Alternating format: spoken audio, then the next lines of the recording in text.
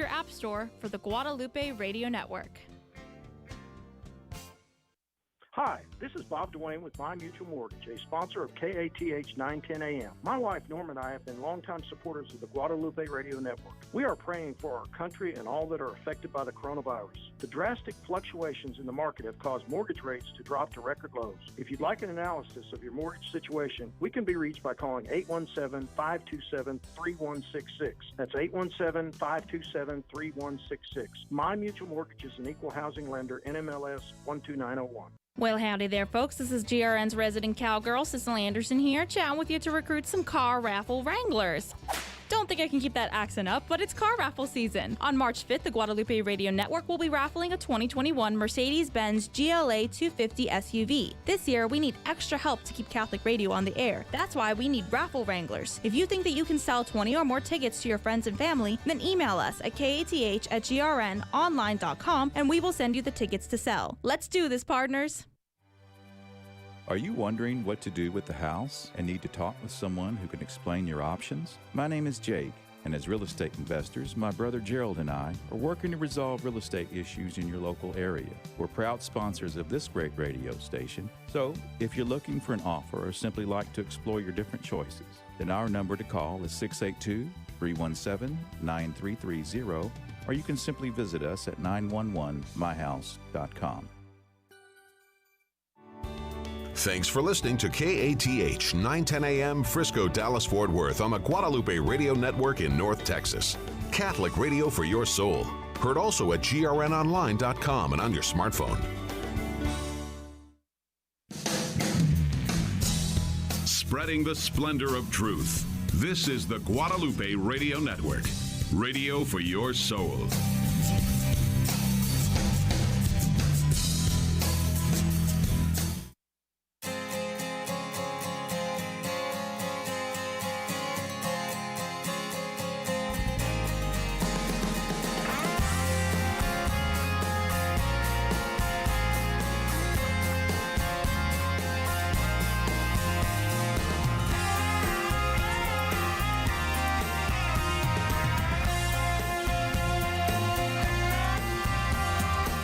Welcome to Back to the Father, a show about the journey of life focused on our final end, which is God Himself, our loving Father. And now, here's your host, Dave Palmer. All right, good afternoon, and welcome to Back to the Father, a show about the journey of our life focused on our final end. We're glad you're with us today. My name is Dave Palmer, Diane Xavier running the board, training our new intern, who I'll introduce you to in just a minute. This guy's like a godsend. He loves Thomistic philosophy. He loves battling with atheists and talking about God. And so we'll tell you all about that. And not to mention the fact he has a really cool name as well. And Sissel Anderson is co-host, a student. How you doing? Good afternoon. I'm doing well. I feel like I've studied well, I think. Yeah, I think so. Well, time will tell, won't it? Yeah, this is a show. If you're just tuning in for the first time, also don't forget to go to our social media platforms, Facebook and YouTube. Just do GRN Online. And what we're doing is we are going to be studying the Summa Theologia by St. Thomas Aquinas. This is something that I've been teaching to high school students for many, many years. And when I first started teaching it, I thought, these 13, 15, 18-year-olds, they're just not going to like it. They're not going to get it.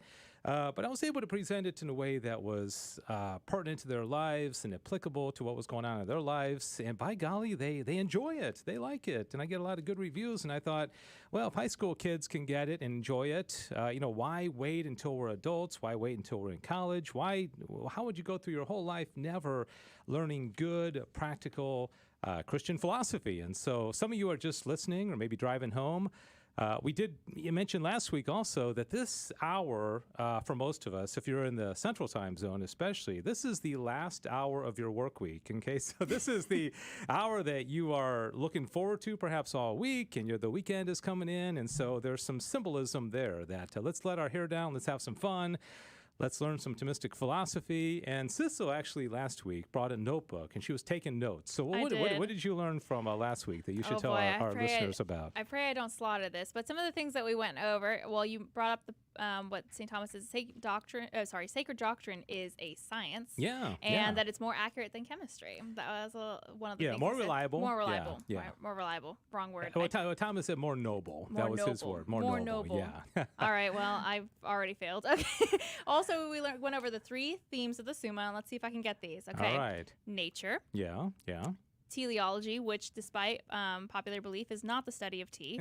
It is that all things are being directed towards an end or our end. Yeah, towards their end. Towards their end. Yeah. So like the birds that, everything's being ordered. Like, I probably should stop trying to explain. Yeah, no, that's right. Yeah, that's right. So like when we see the birds migrate south, it's because God has, put it into their nature that's what they do.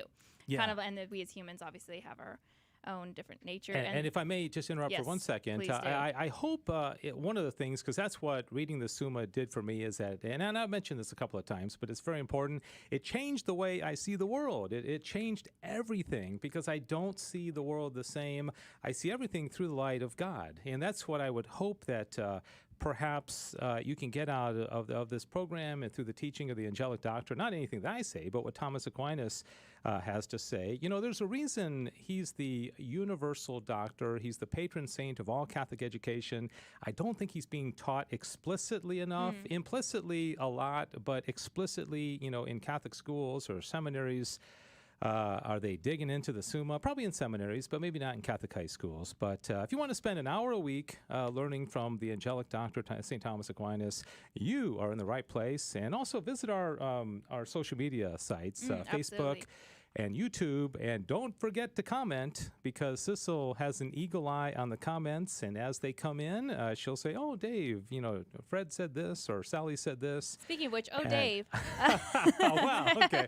Somebody did comment. Bill Kula is really trying to get this hashtag going of hashtag give me some Summa. Give me some Summa. FYI. Okay. So all right. we really want to get our to him attention. on that. Yes. Okay. And you were going through the themes. So we got nature, teleology, and epistemology, which is the study of knowledge. Yeah. And then you kind of teased that this week we were going to talk about the 5 proofs of the existence of God. Is that correct? Yeah, time allowing. We're going to get to it. Or at least the 1.5 of proofs of the existence of God. Well, if we don't finish them today, I just don't want to rush through it just for the sake of getting through it. We want to keep our jobs for a little bit longer. Yeah, we don't want to be out of topics. Yeah, and so, but if you do have any comments, thanks, Bill, for his comments. He was commenting last week as well. And I mentioned about teaching high school students and their young, eager, zealous minds to learn a lot of things having to do with the Summa Theologia. We have an intern who is coming into the station here. We're broadcasting out of the North Texas office of the Guadalupe Radio Network. And his name, and we give him a hard time because it's such a cool name, Jonathan von Weber-Hansberg. It's so much fun to say. Isn't that just the coolest name? When you get it right, it's Jonathan so much fun. von Weber-Hansberg. I tell him it sounds like he should have a kingdom or something, or be should. like third in line for the we know royalty? Holy Roman Empire or something. But anyways, he's here, and I said, you don't have to go on the air with me. This is your first day. I don't want to scare you away, but he's here, and he's 16 years old. 17 years old. He's a junior in high school. He's homeschooled. Discerning the priesthood. So pray, thank God for that. And he joins us. So we're going to get to know Jonathan a little bit. So Jonathan, make sure you talk right into that microphone. But thanks for coming. How's your first day of interning gone so far? Oh, it's been great. I've been, helping around with the board during the shows and, doing some odd jobs here and there. Yeah, we really need you badly because you're going to start doing some of the stuff in the studio. But, I'm curious because all of our stations across the network, and we're broadcasting everywhere, all of our station managers can use interns, especially, good people that want to learn radio for whatever reason. But what inspired you to look into being an intern? Well, really, it was just sort of, I've always wanted to help spread the faith. And, when you're a high school student and your biggest concern at the moment is, getting that paper done, it kind of feels, it's kind of like it's helpless. You can't really do much. Yeah. So this internship was like a great opportunity, to help spread the faith and really live that out. Yeah. Got a good voice, too. Mm-hmm. Oh, thank you. Yeah, very good voice. Especially, gosh, when I was your age, I think when people would call the house, they thought it was my sister, Seriously. Oh, no. But anyways, too much information there. But anyways, yeah, you got a good resonant voice. All right, so what about discerning the priesthood? That's something that I think every young man should, seriously consider it. But this is something you're seriously think that God may be calling you to? Yeah, I agree with what you said about most men doing that. It seems like everyone in my family has gone through that sort of phase at one point. But really, I spent a lot of time when I was younger as an altar server and a lot of time around priests and that sort of thing. And then I've kind of always, ever since I was really young, thought about becoming a priest. And then in later years, I took my first actual theology class, and I just fell in love with the topic. And then it's just sort of, I've talked with some priests, and I'm really interested in doing that. Yeah, and you told me just like 10 minutes ago that you have a particular interest in.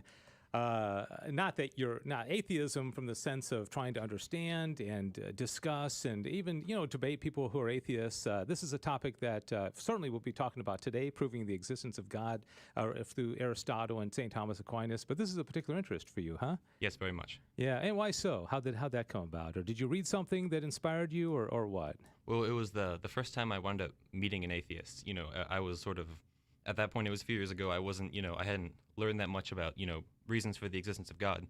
And he sort of, shook my faith a little bit back then. And then I spent like the next month just like hardcore reading Aquinas, philosophy. And then all of a sudden, I had this like, super strong, belief in God. And then I went around like spreading it to him and to my other atheist friends and sort of, that became my thing, which is battling atheists. Yeah.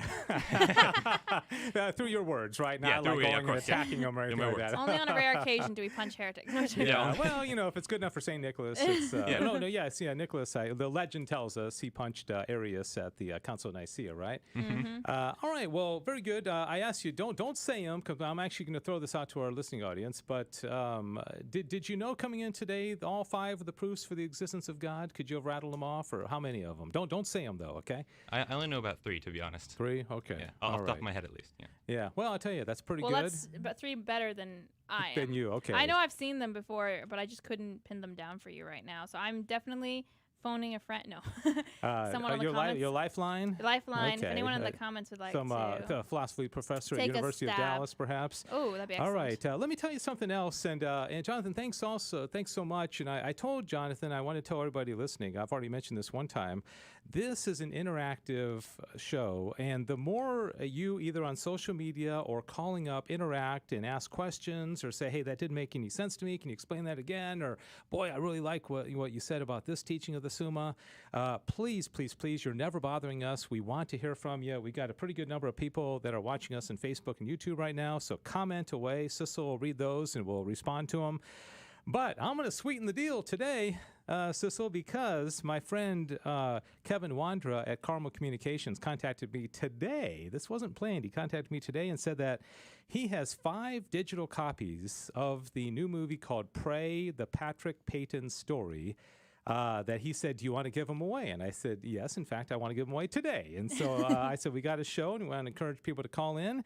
And so Father Patrick Peyton was known as the Rosary Priest. Mm-hmm. He was incredible. He knew everybody in Hollywood. Everybody in Hollywood loved him. This was a different time when Hollywood wasn't quite as nutty. And he popularized the phrase, the family that prays together stays together.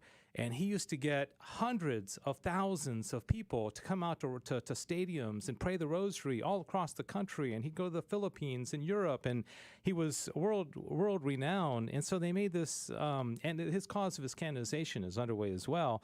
And so if you'd like to get one of those copies, it's going to be through iTunes. What will happen is if you call in, and the phone number is 877-757-9424. And comment on the air during the program, okay? During this hour, you'll talk to Diane. She'll put you on the air. She'll take your information, and I'll give you a code, and you go to iTunes, and you will own Pray, the Patrick Peyton Story for the rest of your life, okay? This isn't a rental. It's owning it. And so call up 877-757-9424, and I'll just throw this out at you. Does anybody listening right now, do you know the 5 proofs? Do you even know 3 of them? Like Jonathan, our intern, call up, and if you get 3 of them, I'll instantly give you a copy of the Pray movie digitally. And even if you just know one. Even if you try. If you try to even get 1 or 2 of them, it'll be a good little beginning of our discussion on the existence of God. 877-757-9424. Well, by golly, even if you do it on social media and you try to list them, and Sissel will let us know if you get a few of them right. And then the fact that, maybe nobody's calling, that's a good sign as well, because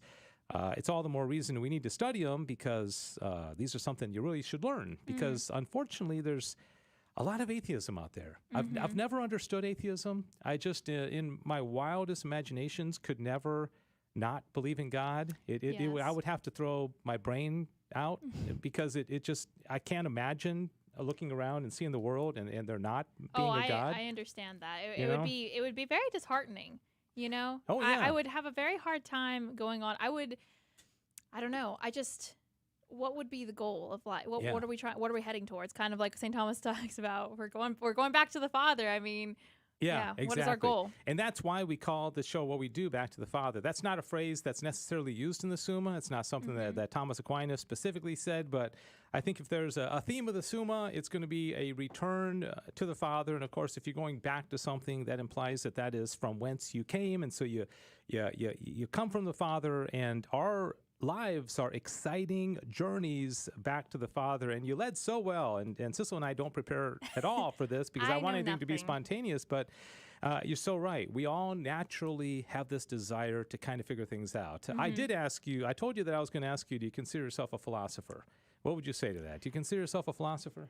And I would say to that, a philosopher of what? Well, you tell me. I mean, what a philosopher is literally a lover of wisdom. You know, that's what it means, a love of wisdom. Do you think about things? Do you question, what the meaning of life is? Do you ponder, that kind of stuff? I think I would say to an extent I do, absolutely. Not in a very formal setting, that's definitely true, but I do often think about, at least I look at my own actions sometimes, or I look at things that are happening around me, and I do ponder like, I wonder if this is a reaction to this, or, just kind of wonder the state of the world. How does this come to be? Those sort of things. Very, again, not in a very formal setting, just musings in prayer sometimes too, kind of. Yeah. Well, I mean, put it this way. If a friend of yours pulled up to the house and said, Sissel, jump in the car, we're going somewhere, and you jump in the car because you trust them, and off you go, right? Well, hopefully within 10 seconds of being in the car, you're going to say, oh, by the way, where are we going? Where are we going? Where are we going? So I think we have a natural desire to know where are we going. And God gave us brains. He gave us reason. And most people at some point or throughout their lives are pondering, where is this all heading? Where are we going? What's the final destination? And that is what the Summa Theologia is all about. That's why we called it Back to the Father. And the cool thing is, as you continue to learn the Summa, you'll find out that, the makeup of the human person, we are always drawn to the good. We're always desiring good food, good drink, sleep, all the physical pleasures of life. We have our intellect, our will. We're always seeking good. Well, every good that we're seeking is a participation in God. And so when you boil it all down, everything we do, every single moment of our lives is seeking God. I mean, that's just a fact, because every goodness participates in the goodness of God. So basically every atheist is participating sometimes whenever they do something, that because they are still made in God's image, and they have, so they will still do things that are seeking goodness. Yeah. They are participating. And I think it was G.K. Chesterton who said every person who knocks on the door of a brothel is seeking God. And so, and it's kind of a provocative statement. Is that obviously it's objectively speaking sinful, but they're seeking some good. They're seeking something that they desire. And whether they know it or not, they are seeking God. And as you go through as we go through the Summa, you'll learn that our end is God. Our end is beatitude. God is our perfect happiness, and God is love. We know that from Scripture, from 1 John. God is truth. God is existence. Did you know that God is? Not heard that one before. Yeah, God is existence. God is beauty, and so. You say, do you love existence? Of course you do. You exist. Do you love beauty? Do you love truth? Do you love, you fill in the blank. Every time you say yes to that, you love God. And so the atheist, it's kind of unfathomable to think about this. And when I came to the realization that this was what the Summa was about the journey of life, and how the virtues tie into this, how the gifts of the Holy Spirit, the four kinds of law, the Beatitudes, the commandments. I mean, you name it. That's when everything took on a different meaning. And I really have never been the same since. And so if I could communicate 5% of that to the audience, and you can start seeing the world a little bit differently, I would consider this show to be a great success. We got to take a break in a couple of minutes, but just want to remind you, if you call in and you have a comment or a question, During the show today, I am going to give you a digital copy of the Pray the Patrick Peyton story, which is about the Rosary priest, Father Patrick Peyton, who lived, I think, in the 40s, 50s, 60s, and was a beloved priest. And I also mentioned that today is the kind of a sorrowful anniversary or marking of the 48th anniversary of Roe v. Wade. And I, if you are able to be on the social media sites, I mentioned last week about a number of the philosophers who kind of messed things up in the world, I guess you could say. Leo XIII in 1879 wrote the encyclical Aeterni Patris, and he said the bad things that are going on in the world, even at his time, he blamed a bad philosophy. And as we mark this horrible day, I think one of the worst days in American history, where, 7 out of 9 Supreme Court justices seem to think that it was legitimate to snuff out a human life, and we're dealing with the repercussions of that, and 70 million babies dead after that. And so when you talk about understanding God, understanding human nature, understanding our journey back to God, I mean, this has real life practical implications, because I can dare say, I don't know the souls of those 7 men who judged Roe v. Wade, but I can assure you without a shadow of a doubt, they did not understand God, and they do not, well, they're all passed away now, but they did not understand human nature, and they certainly didn't understand the relationship between man and God. And I would go so far as to say they had to have been influenced by bad philosophy, and their entire outlook on life had to have been tainted. And they are the kind of people that Pope Leo XIII, back in 1879, of course, long before Roe v. Wade, was warning about and saying, we have to get back to good philosophy. We have to understand Christian philosophy. And Leo XIII came to the conclusion that nobody did it better than St. Thomas Aquinas. And that's why he wrote Aeterni Patris, and he said, get this into schools, get this into seminaries, and we need to get back to a solid philosophy, and nobody did it better than St. Thomas Aquinas. So that is what we're going to talk about today. When we come back, we're going to talk about the proofs for the existence of God. If you want to take a stab at it and say, 1, 2, 5 of them, give us a call, and I'll also give you that movie Pray. 877-757-9424. We'll be back. We'll be back with more of Back to the Father after this. Please join the conversation by calling 877-757-9424 or join us on Facebook, YouTube, or Twitter. Your Odyssey begins at the University of Dallas, the premier Catholic liberal arts university in Texas. With campuses in Irving and Italy, UD's rigorous core curriculum sets it apart. An education rooted in the great works of Catholic and Western tradition. An education that ennobles and enables students in the pursuit of wisdom, truth, and virtue. Undergraduate, graduate, and certificate programs are available. Start your college odyssey at the University of Dallas today. Go to udallas.edu to learn more. Anne is a real GRN listener, so to help tell her story, we hired Open Line Monday host John Martinoni. I love listening to Catholic radio on the GRN. Anne is a smart girl. And when I found out the GRN was raffling off a 2021 Mercedes-Benz GLA 250, I was like, where do I sign up? Getting even smarter. So I went to grnonline.com and bought 5 tickets for $100. That's a steal. Celebrity voice impersonated. Drawing ends March 1st. I don't know why I turned on my radio, because I've kept my radio off for years, because there's so much trash. And once I turned it on, I was absolutely hooked. I actually was gone from the Catholic Church for 35 years. I want to get to heaven. I don't know if I will. I worry about it.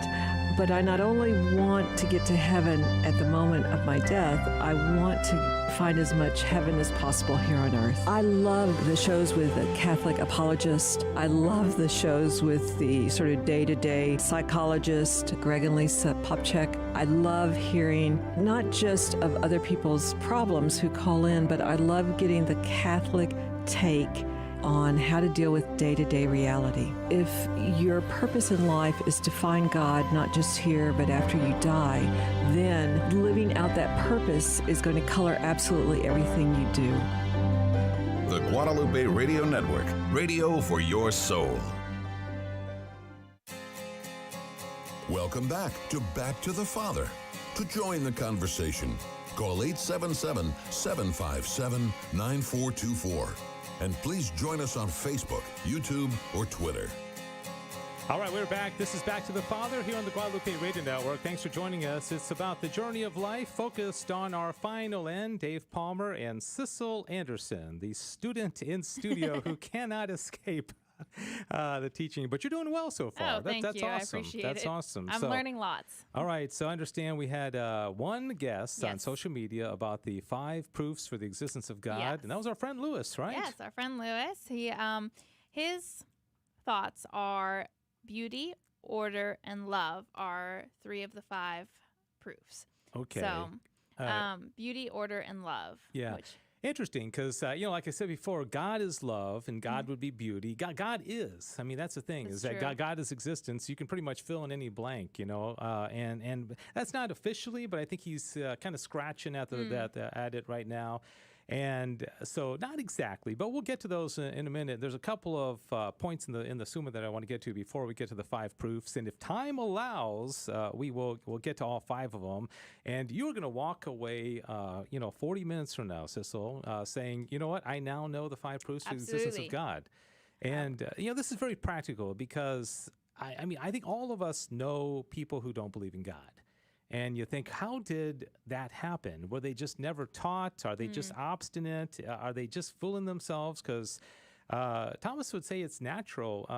It's kind of it's just part of nature that we would believe that there's a God. Not that we would know much about him. But again, dear listener, if you're out there and you want to call in and be part of the show today, we invite you to do that. In fact, I'll sweeten the deal and I'll give you a digital copy of the new Patrick Peyton movie called Pray, the Patrick Peyton story. If you call in, you don't have to guess at the proofs of the existence of God. You can just make any comment or question you want. Have you ever studied the Summa? Have you been intimidated by it? Is it something that you've always kind of thought it'd be fun to study, but you've never quite gotten into it? 877-757-9424.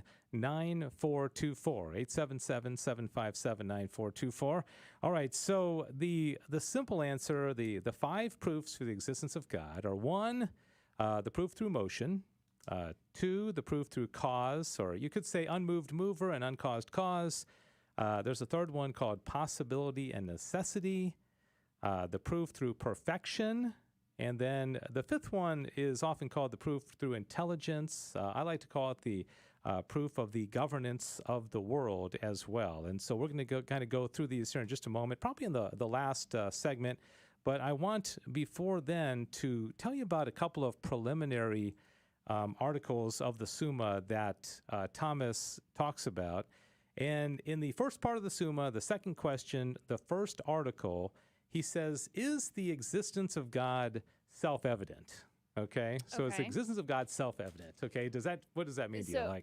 Is that meaning that without any prior knowledge, could you just deduce that there's a God? Yeah. Could you just say, there's a God? Just by walking outside going, there's a God. Yeah. You just wake up one day, you're the jungles of the Amazon. Exactly. And Never read a book in your life. Yeah. God. Okay. And what Thomas often does is he kind of qualifies things that he says, yeah, kind of yes, kind of no. And, he doesn't like to so commit, if you're on our social media sites, I've got this image put up. I don't know if you can see it or not, Sissel, but it's this figure off in the distance, and there's a beautiful kind of like a sunset in the background, a lot of clouds. You can see that, right? And so how to kind of describe that? And if you're listening on the radio, of course you don't have the visual, but basically it's somebody in the distance. Can you tell who it is? No, not really. Might be a guy based on the general shadowing of him. I think it's a gentleman. Okay, you think it's a guy? I think it's a guy. How old is he? I'm gonna say he's probably somewhere between 20 and 60. Because that's a pretty big range, then. Well, I'm just trying to think. Okay, looks like he's fully grown, but he hasn't gotten so old that he's I think we tend to shrink as we get older. So, okay. All right. Well, you are perfectly illustrating what Thomas is getting at, because he actually uses this example. Is he said, well, with God, we know there's a God. Okay, we naturally know that there's a God, but we don't know much about him. And there's more questions that arise about God than there are answers. And see, I mean, we did not prepare this, but when you said like I think it's a man, I think he's between 20 and 60, I can't tell what he's dressing, okay, that's exactly what Aquinas is getting at. And what he says is, and this is an exact quote from the Summa, he said, to know that God exists in a general and confused way is implanted in us by nature, inasmuch as God is man's beatitude. For man naturally desires happiness, and what is naturally desired by man must be naturally known to him. This, however, is not to know absolutely that God exists, just as to know that someone is approaching is not to know the same that Peter is approaching. So that's the example he used, even though it is Peter who is approaching. For many there are who imagine that man's perfect good, which is happiness, consists in riches, and others in pleasures, and others in something else. So he's saying here, everybody's pursuing happiness. Everybody has a desire to some end, some happiness. Some of them just fall short, and they don't realize that what they were seeking is really, God. Like the guy knocking on the brothel door. Okay, does that make sense? Yeah, they fall for some false sense of what they think is they're offered $1 million and they take $10. So anyways, if you're watching, comment, let us know what you think. Does that make sense to you? Again, these are all preliminary articles that are leading up to the 5 proofs for the existence of God, 877-757-9424. It's called Back to the Father. We're talking about the journey of life focused on our final end.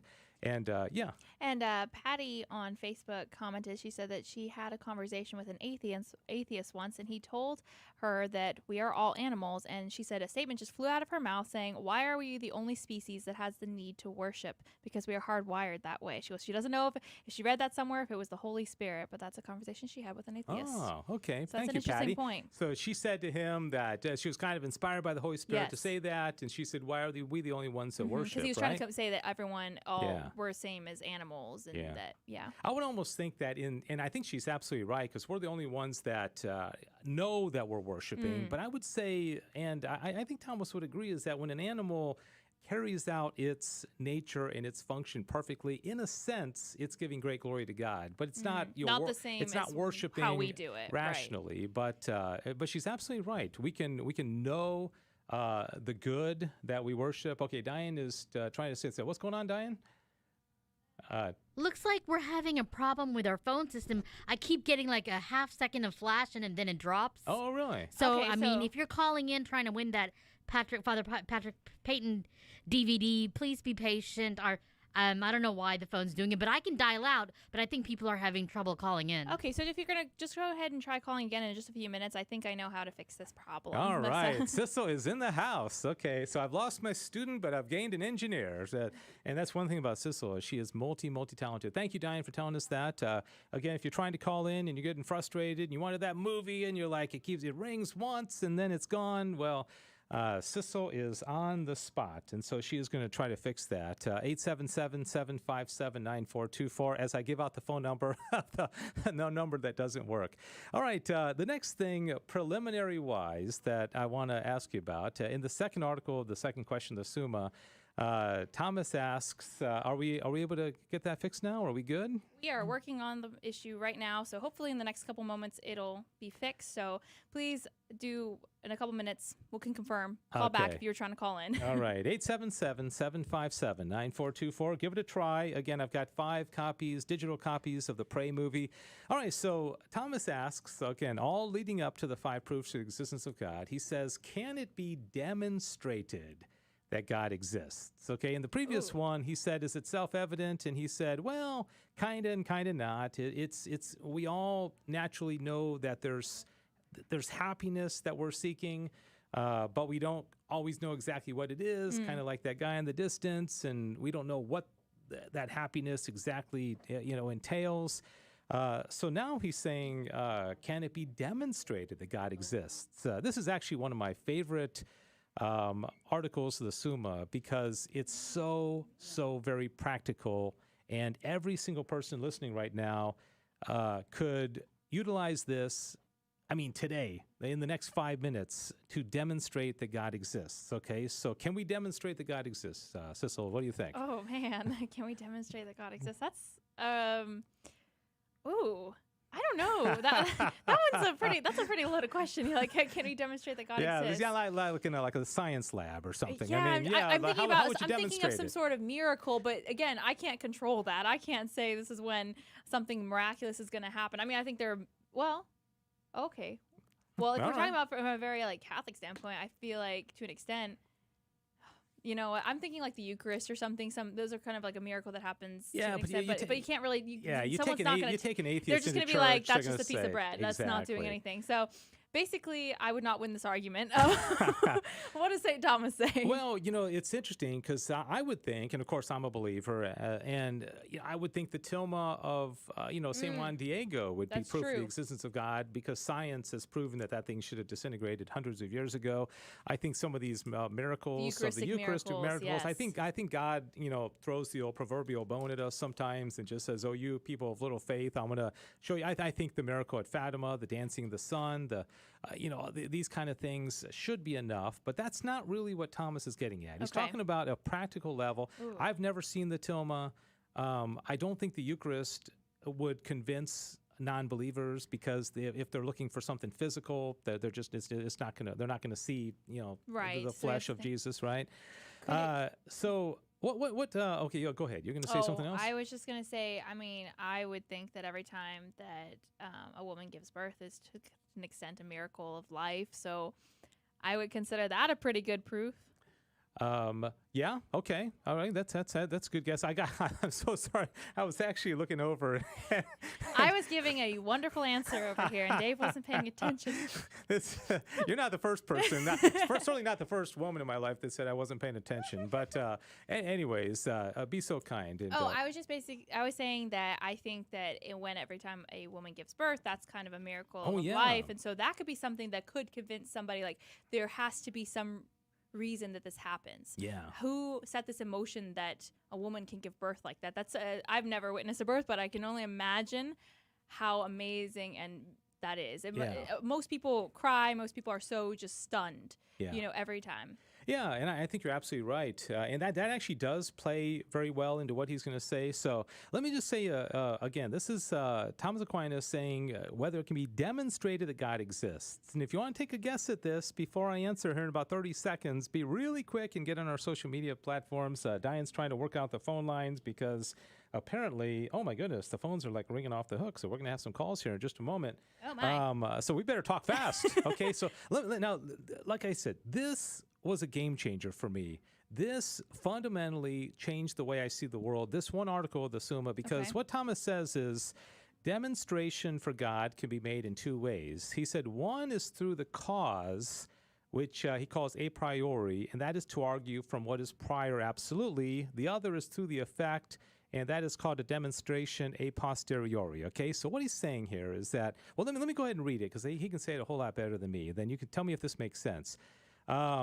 He says, when an effect is better known to us than its cause, from the effect we proceed to the knowledge of the cause. Okay?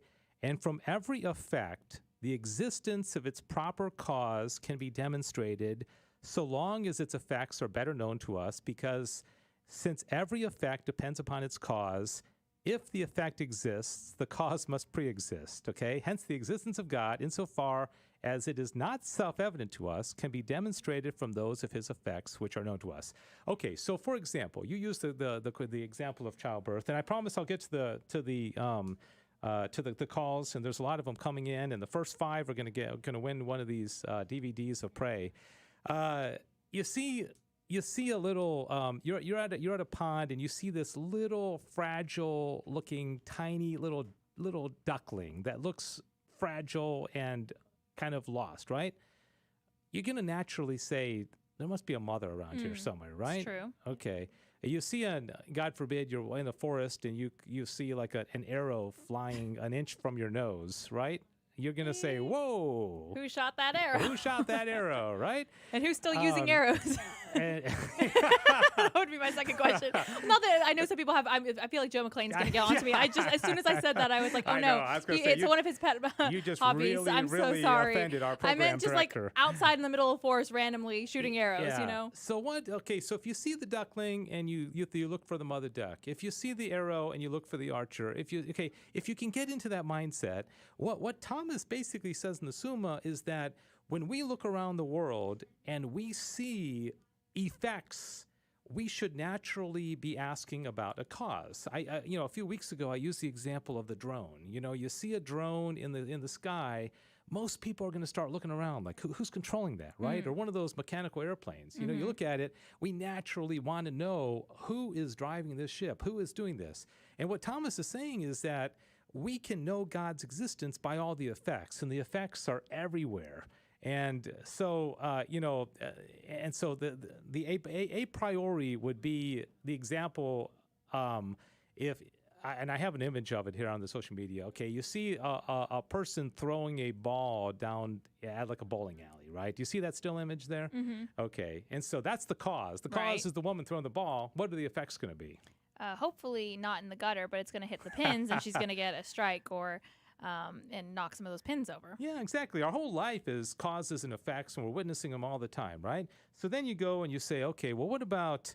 I put another image up here. Let's say you live in somewhere that actually gets snow, and some of you are blessed enough if you're in D.C. or in some of these areas listening, and you walk outside your house and you see paw prints in your snow, right? I mean, what are you going to think? That there's some animal somewhere, hopefully not a large one, a dangerous one, but there is an animal. Yeah, because you're seeing the effects, and you're naturally in your mind saying, okay, there's a cause for this. There's something caused this. Everybody would think, and you might get a little scared. You're thinking, right. That doesn't look like a dog. There's a little, and all of a sudden, Abominable snowman. All of a sudden, you start asking all these questions about, well, what is it? Is it a fox, or is it a squirrel? And so what Thomas is getting at here is that this should be the natural curiosity that leads to awe and wonder in a person whose rational mind is acting properly. I think we've been, we've gotten jaded sometimes, and we don't ask enough questions because, I don't know, for whatever reason. And when we see a bird or a tree or a squirrel, and we don't just have that sense of awe and wonder. Where did that come from? Kind of like kids do. Yeah, like kids naturally do. Oh my goodness, you little kid, why? But why? Every 5 seconds is amazing. Yeah, and that's why G.K. Chesterton said of St. Thomas Aquinas, for him the momentary was momentous. And if your momentary can become momentous, and mine has certainly been much more so since I started reading the Summa, I hope that's the effect, okay? So when you see a baby, I even have a picture of a baby up here. I used a great example of a child being born. Recently we were sent a picture from one of the folks that work in the GRN who had a grandchild, right? And you see these babies' eyes looking up at his father. And if you're not moved by that to contemplate God and say that baby not only came from the father and the mother, but ultimately this baby comes from God, once you make that link, nothing's ever the same. And all of a sudden, every single moment of your life becomes a exciting and exhilarating search for the living God.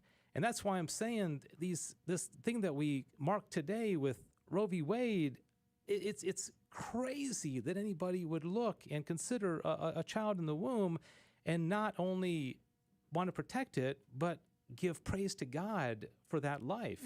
And so we have a big problem in our culture today, and I would say the problem we have is bad philosophy. Diane, we need to go to break, right? Okay, so we're going to continue solving the world's problems. In the next 20 minutes. In the next 20 minutes. And we also have some folks that have called in. Looks like one person got tired of us and hung up. But if you want to call back, we got 5 Pray movies, 877-757-9424. We'll be back. We'll be back with more of Back to the Father after this. Please join the conversation by calling 877-757-9424 or join us on Facebook, YouTube, or Twitter. The universe is filled with order from top to bottom. And it's a beautiful order. And not only is it beautiful, it's order that we can actually comprehend. And it's almost as if we have been made to be able to comprehend that order in the universe, to be able to contemplate it so that we can see maybe that purpose behind it. Please visit Father Spitzer's website, magicenter.com, to watch this beautiful and important video about purpose in God's creation. That's magiscenter.com. Instead of fighting the crowds, isn't it so much easier to hop online and do your shopping in the comfort of your own home? Did you know that you can help the Guadalupe Radio Network when you shop online? All you need to do is shop on Amazon Smile and 0.5% of your purchase goes to the GRN. Just go to amazonsmile.com and select La Promesa Foundation as your nonprofit of choice. La Promesa is the parent company of Guadalupe Radio. It's that simple to give a little extra help to the Guadalupe Radio Network. Father John Bartunek, in his book, The Better Part, wrote, "Gratitude is one of the most beautiful flowers in the whole garden of virtues. It directly contradicts self-centeredness, self-indulgence, and self-absorption. It builds bridges, unites communities, and softens hearts. It encourages and inspires. It cuts through discouragement and counteracts depression. It opens the soul to the truth and releases anxiety. It brings smiles and gladness wherever it blooms. What a pity that it is as rare as it is lovely." When was the last time you were truly grateful to our Lord for the spouse He has given to you? When was the last time that you told your spouse you are very grateful for him or her? Gratitude goes a long way in healing wounds. Give it a try. Go home today and tell your spouse how grateful to God you are that he or she married you. This has been a Minute for Your Marriage and Family from the Three Hearts Institute. You can connect with us on Facebook, Twitter, and Instagram. Welcome back to the Father. To join the conversation, call 877-757-9424. And please join us on Facebook, YouTube, or Twitter. All right, that's assuming the phones are actually working, okay? You can go call that number if you want to. Thanks so much. This is Back to the Father. We're talking about the journey of life with a laser focus on our final end, which is our Heavenly Father, who is truth and beauty and goodness and existence itself. Isn't that kind of a game changer to find out that God is existence? According to St. Thomas Aquinas, we're using the Summa Theologia to live lives focused on our end. I promised we'd go to the calls, and I appreciate those. Remember, the first 5 to call in get a digital copy of the movie called Pray, the Patrick Peyton story, 877-757-9424. Apologize, we were having some technical issues, and I got a couple of texts from people saying, hey, trying to call in, I can't get through. But you know who did get through? I think it's Keith or Gordon. I'm not sure which is your first name because you got 2 first names. Keith or Gordon, thanks for calling Back to the Father. Good afternoon. Afternoon. First name is Keith. Keith. Last name is Gordon. Oh, okay. Okay. I'm not supposed to use full names in the air, so I apologize, but I wasn't sure which one was your first or last. But where are you calling from, Keith? I'm sitting here at the house. My wife already went back to church.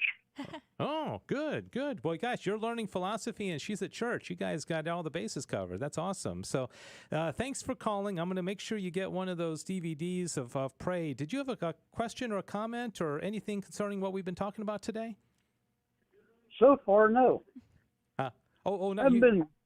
I only got converted over to the Catholic religion just a couple of years ago. Oh, wow. Oh, is that right? What was the reason for you? Because Sissel's a convert also. Why did you convert, Keith? Spend more time with my wife because she's living at church almost all the time, and my brother-in-law is a priest. Well, you married a good woman. That is an opinion that we'll talk about later on. Hey, let me ask you, Keith, you've obviously tuned into Catholic radio. Had you ever studied philosophy at all? Because you're a convert, did you even know who St. Thomas Aquinas was or the Summa Theologia? Is this brand new to you or what? It's all new. Okay.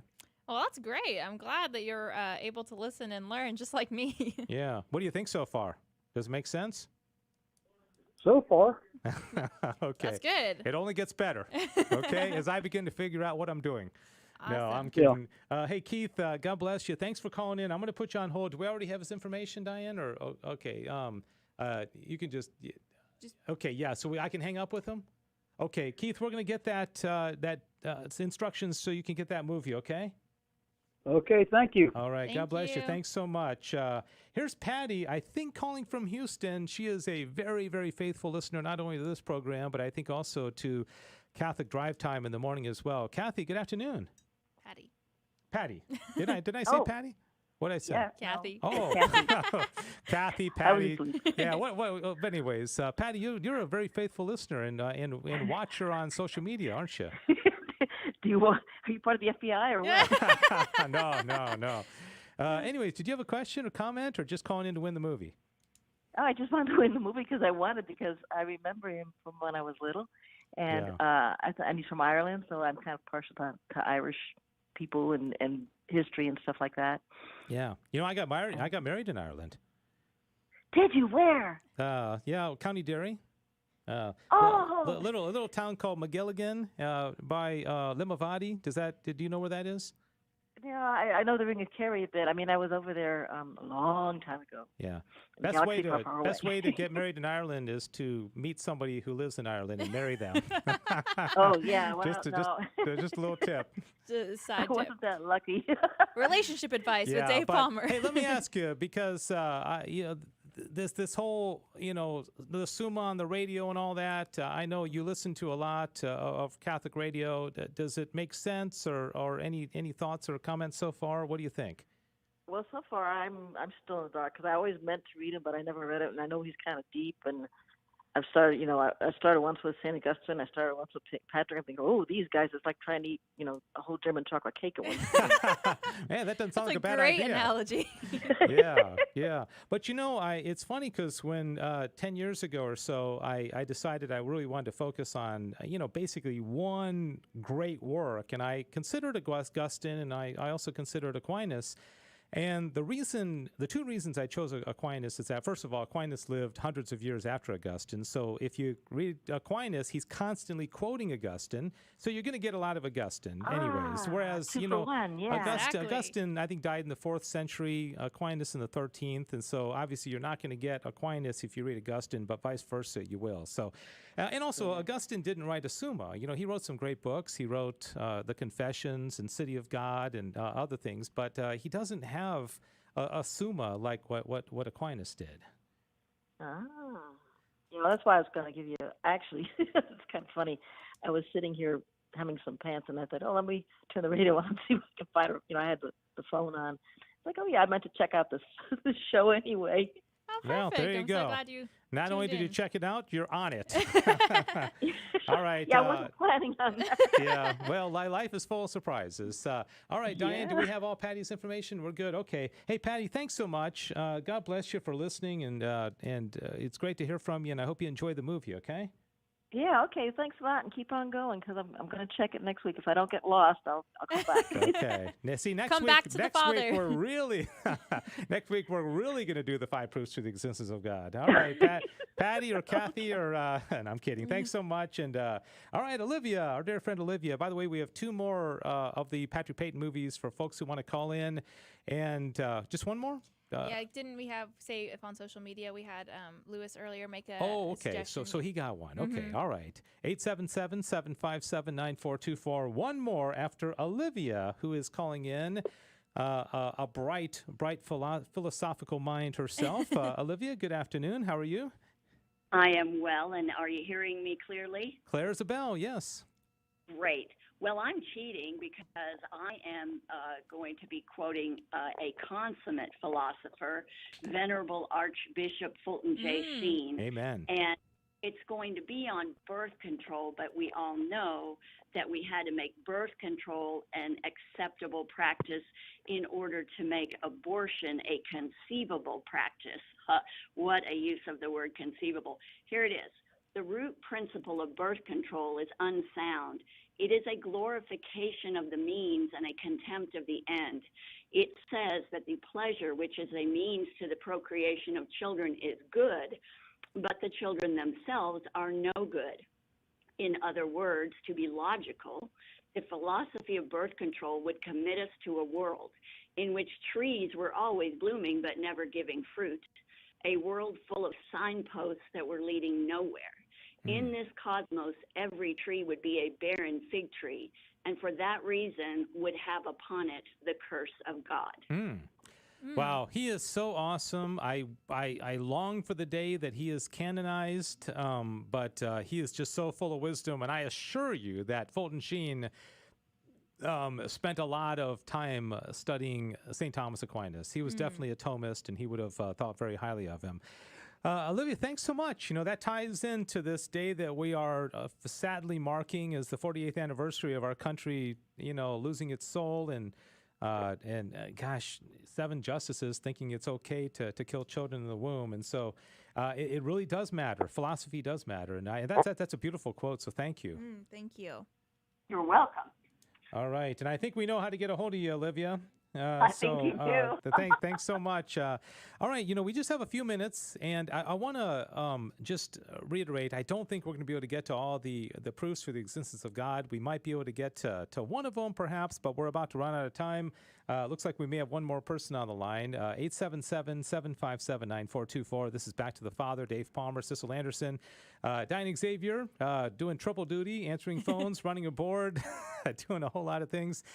And so there's a quote from Romans 1:19 through 20. Remember I talked about the proof for God through demonstration. Right. Okay, we look out in the world and we see the world, and we're able to deduce from that there's a God, right? Mm-hmm. And you're saying, oh, is that just Thomas talking? Well, listen to what St. Paul says in 1 Romans verses 19 to 20. He's basically battling atheists, those who don't believe in God. And he says, for what can be known about God is evident to them, because God made it evident to them. Ever since the creation of the world, his invisible attributes of eternal power and divinity have been able to be understood and perceived by what he has made.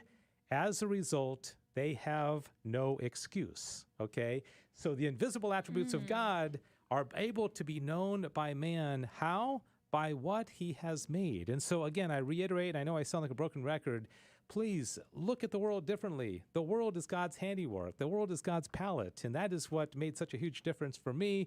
And, stare at that ant pile or that bird's nest or, of course, the baby, like Sissel was talking about, the newborn baby, and see if you can't trace it back to its cause, and use that as an opportunity to say, thank you, God. Praise God for this, and it'll change the way you see the world. All right, Diane, if we're going to get one more caller on, we better do it real quickly because we're about out of time.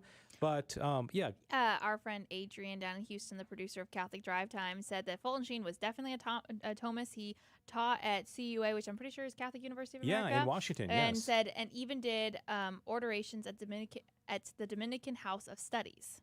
Oh, okay. Well, there you go. And I got to put in a plug because Adrian, he's a Thomist, big time, and he's has a Dominican charism to him.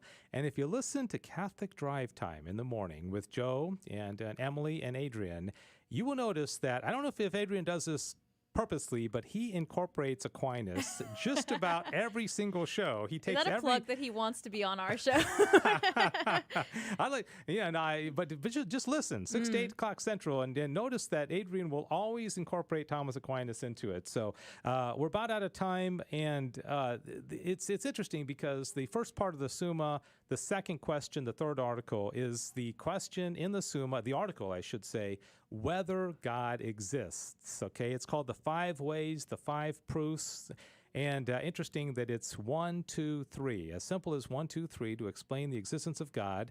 Unfortunately, I don't think I can explain those 5 in the 2 minutes that we have remaining, but just to kind of reiterate, they are the argument from motion, they are the argument from efficient cause, the argument from possibility and necessity, and also the argument from perfection, and the argument from the governance of the world, which has a lot to do with teleology. It has to do with providence.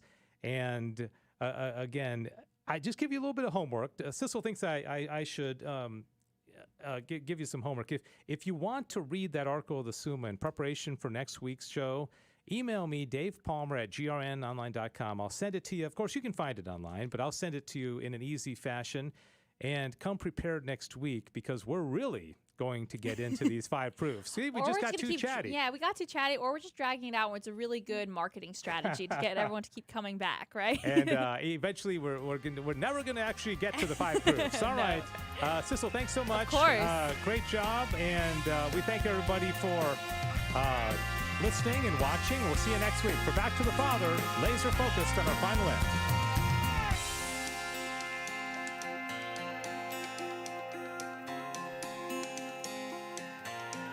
Thanks for joining us for Back to the Father. And don't forget, the glory of God is the human person fully alive. If you have comments about the show, email Dave Palmer at grnonline.com.